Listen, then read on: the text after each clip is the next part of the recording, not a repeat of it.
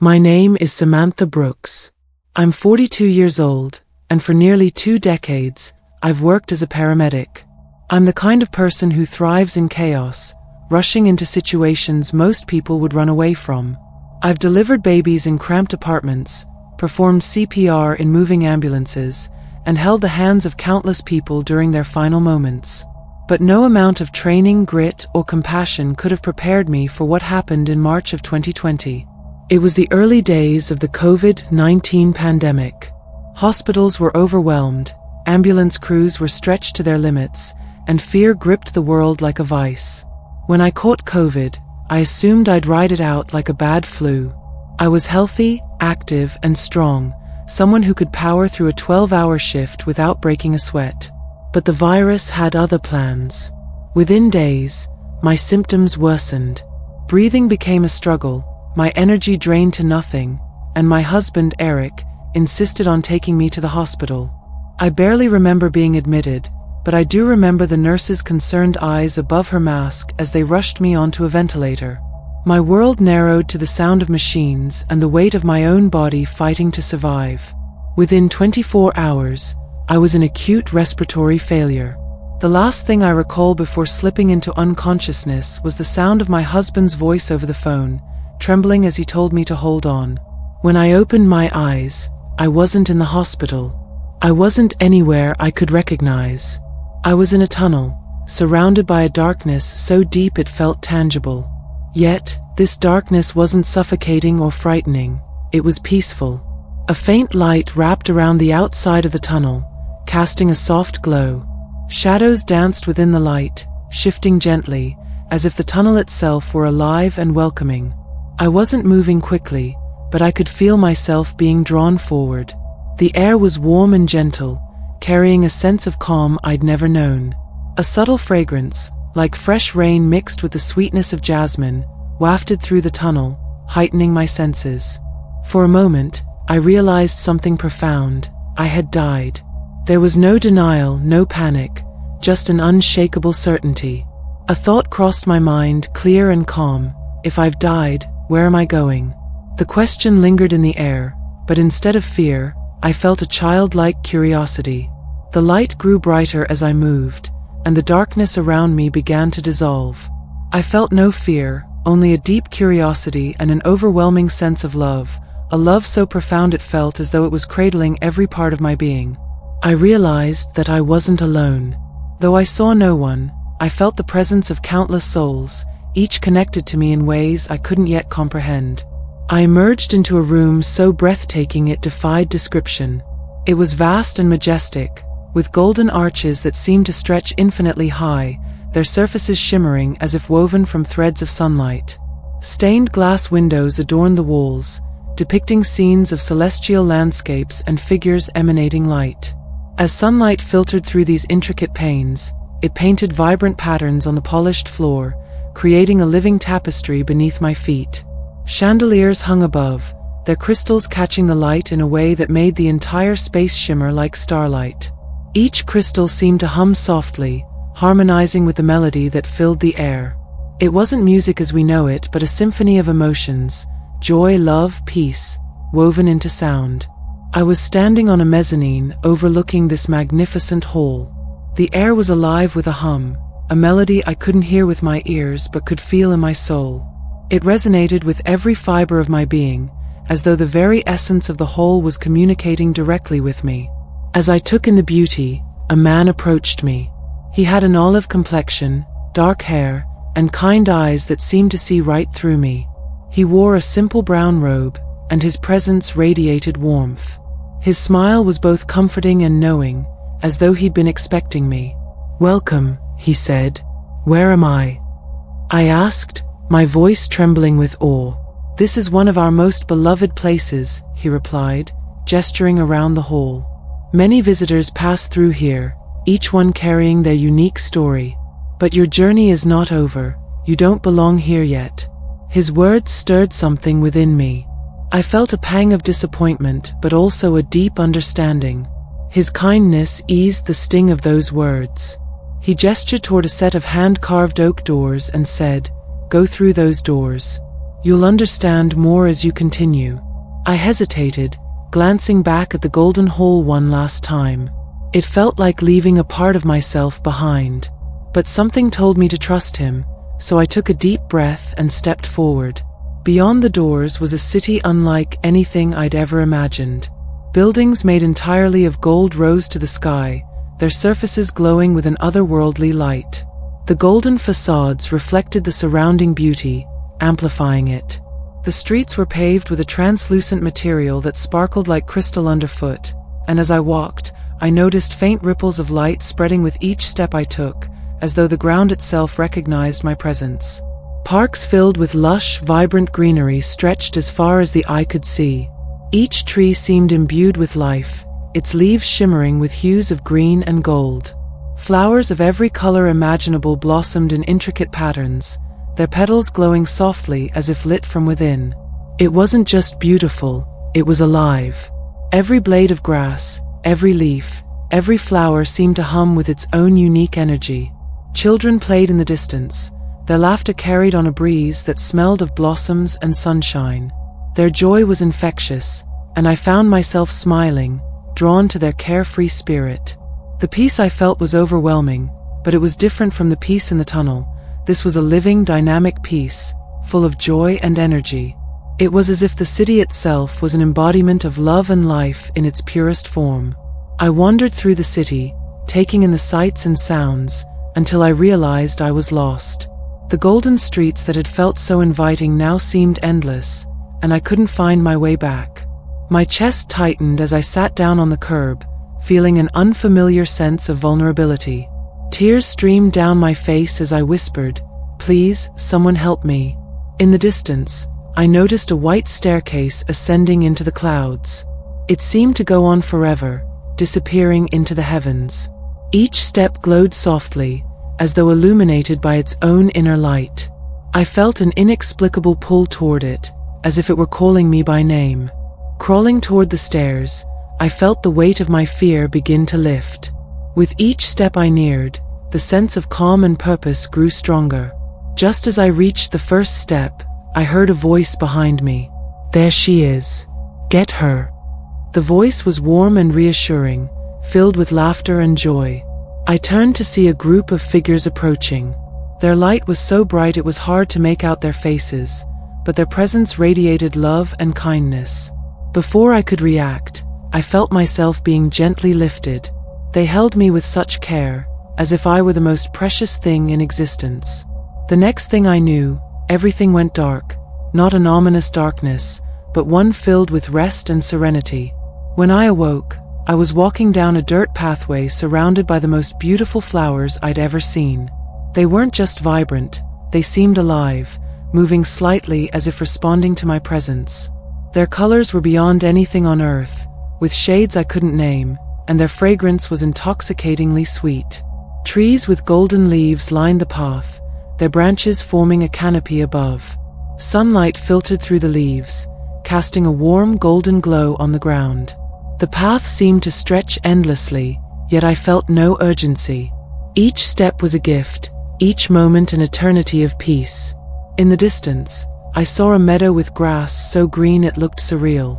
A river wound its way through the meadow, its waters sparkling like liquid diamonds. The river sang, its melody harmonizing with the flowers and trees around it. This was not just a place, it was an experience, a symphony of life. A young boy appeared ahead of me, waving enthusiastically. He was about 10 years old, with dark hair and bright eyes that seemed to hold infinite wisdom. His smile lit up the entire scene. "Follow me," he called. The boy led me to a building with large picture windows overlooking the river.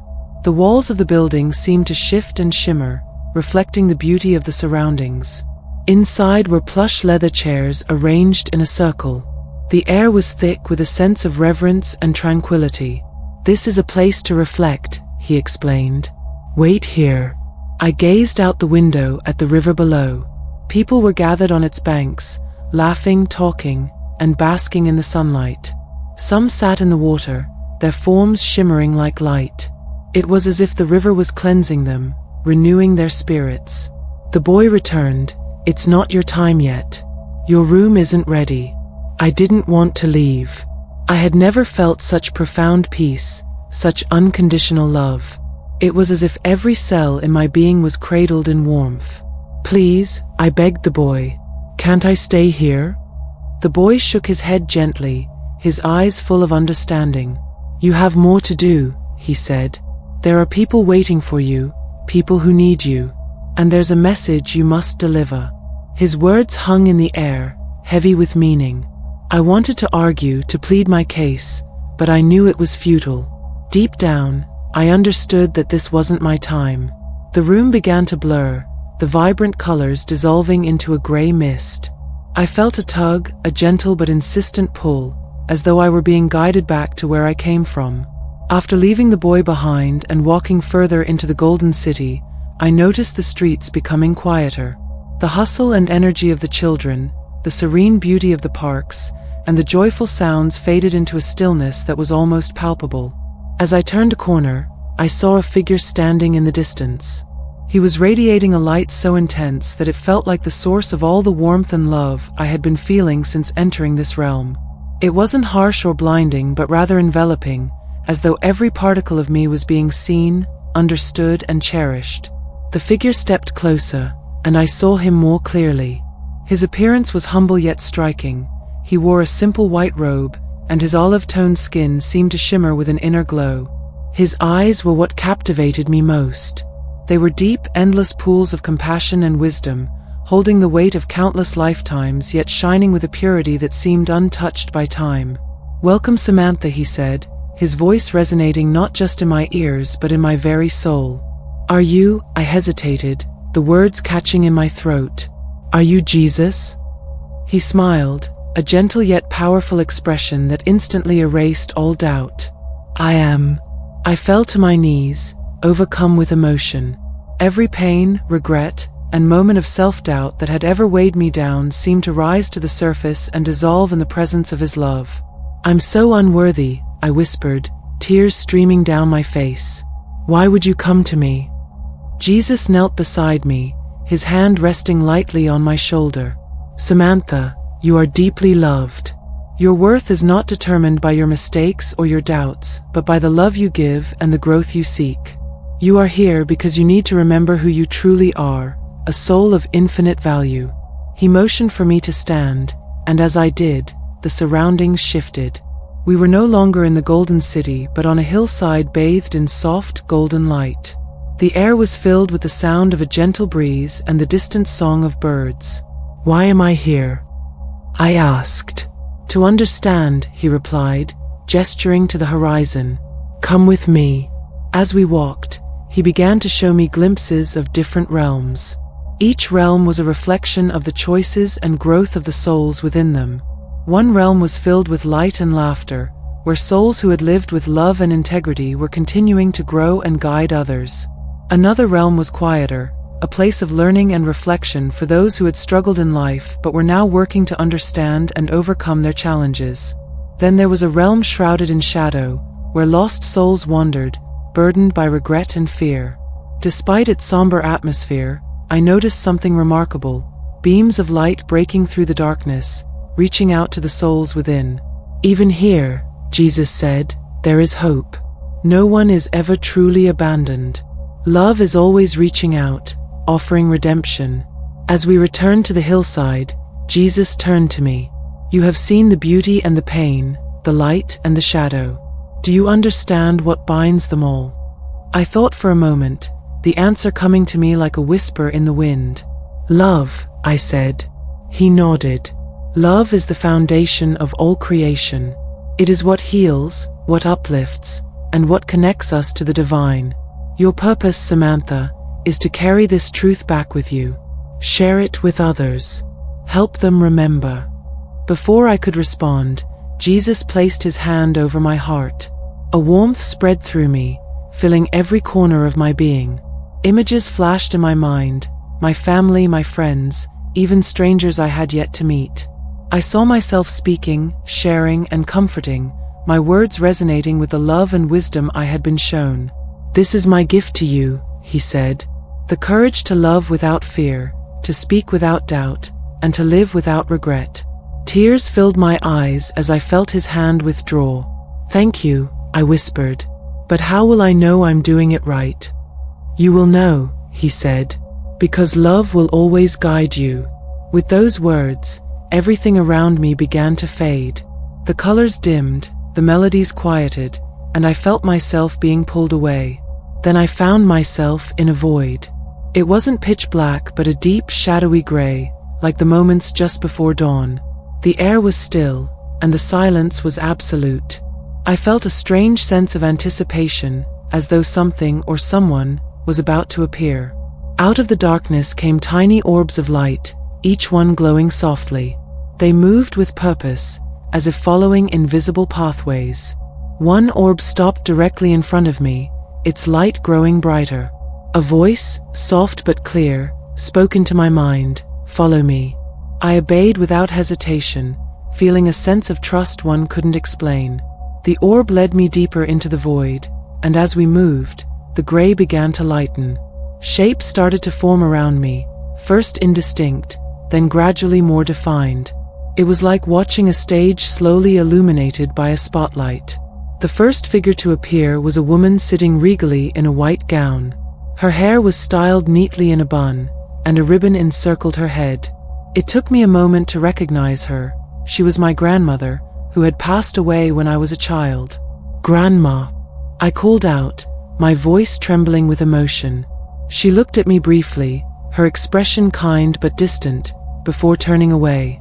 I felt a pang of longing, but before I could move closer, another figure appeared.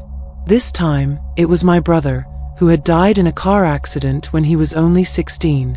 He looked just as he had in life, young, full of energy, and with a mischievous glint in his eye. He waved at me but didn't speak. Behind him, more figures emerged.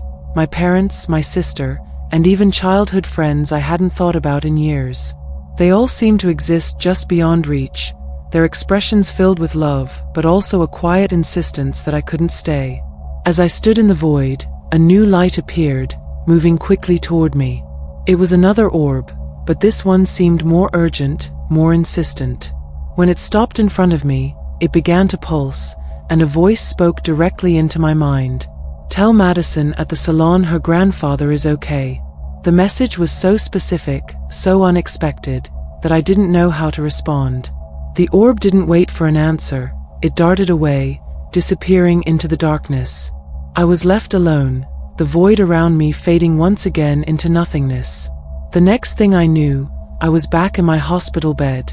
The beeping of monitors and the sterile smell of antiseptic greeted me like an unwelcome reminder of reality. My body felt heavy, my lungs labored, but I was alive. My husband's face appeared above me, his eyes filled with tears. "You're awake," he whispered, his voice breaking. I tried to speak, but my throat was too dry. Instead, I squeezed his hand, the pressure of my grip conveying what words could not. Over the next few weeks, as I recovered, I couldn't stop thinking about what I had experienced. The golden hole, the boy, the city, the staircase, it all felt so vivid, so real. The experience had stripped away my fear of death and replaced it with an unshakable faith in the afterlife. But the most profound change was in my heart. I'd spent my life rushing from one emergency to the next, often too busy to truly connect with people. Now, I saw life differently. Every moment, every person mattered. What I brought back from my near-death experience was a simple but profound truth. Love is the greatest force in the universe. It's what binds us, heals us, and carries us beyond this life. Jesus' final words to me echo in my heart every day. Love one another, for love is the bridge between worlds.